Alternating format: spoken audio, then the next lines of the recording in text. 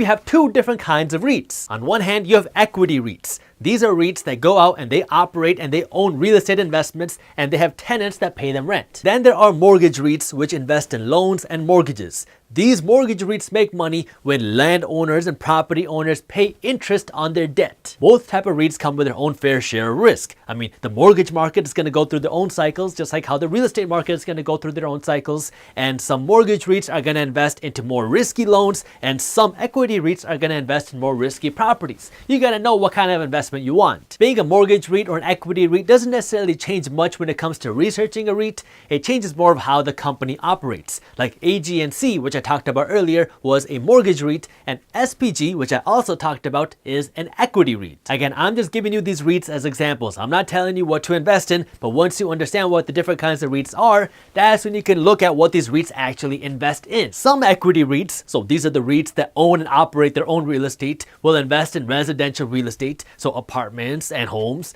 Other REITs will invest in hospitals. Other REITs will invest in office space. Other REITs will invest in malls. Ask yourself, if you had an unlimited amount of cash, what kind of properties would you want to own? You do not, I repeat, you do not want to buy into a REIT just because they're paying out a high dividend. A really high dividend yield could mean that a company is making a ton of profit and the stock price hasn't caught up to it yet, which is good. And it could also mean that the stock price is tanking because the company is having a problem and the dividend hasn't adjusted yet. That is bad. With mortgage REITs, you got to look at the same thing. Some mortgage REITs will invest in mortgage-backed securities. Some will invest in commercial loans. Some will invest in commercial mortgage-backed securities, and others will invest in high-risk mortgages. The mistake that a lot of people make when they invest in REITs, and this happens for any stock for that matter, but especially in REITs, is that they think that they're investing in a ticker symbol as opposed to a company. They think, wow, this stock is paying out a 10% annual dividend. Let me just throw all my money into the stock because I'm going to make 10% of it back every single year. But if you're getting a 10% annual dividend while the stock price is falling 20% a year,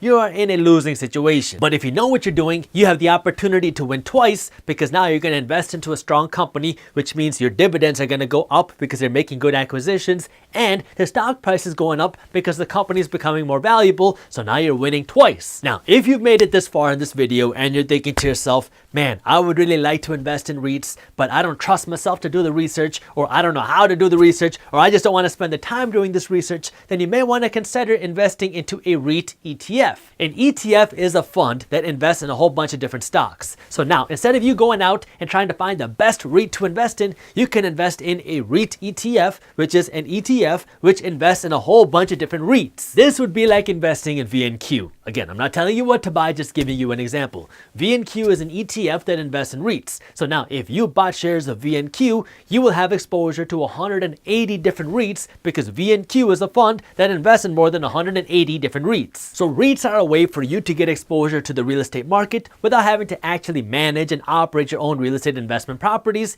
And unlike crowdfunding, REITs allow you to access your money whenever you want. And like with everything else, if you want to make the smartest decisions with your money, it helps when you're staying up to date on what's happening in the finance and business world. And if you're looking for an easy way to do that, well, that's why we created the free Market Briefs newsletter, which is our Minority Mindset Finance and Business newsletter, where our team first breaks down the top finance and business news, and then we show you how this news affects your wallet. That way you can be smart with your money. This Market Briefs newsletter is completely free, and you can subscribe to our newsletter by clicking the link up here or by clicking the link in the description below. If you enjoyed this clip and you want to continue your financial education journey, I have another video that I think you'll love. All you got to do is click that button right over there. And for those of you who want to stay up to date on the top finance and business news, you can join Market Briefs, my free financial newsletter, by clicking that button below. Thank you for watching, and I'll see you in the next one.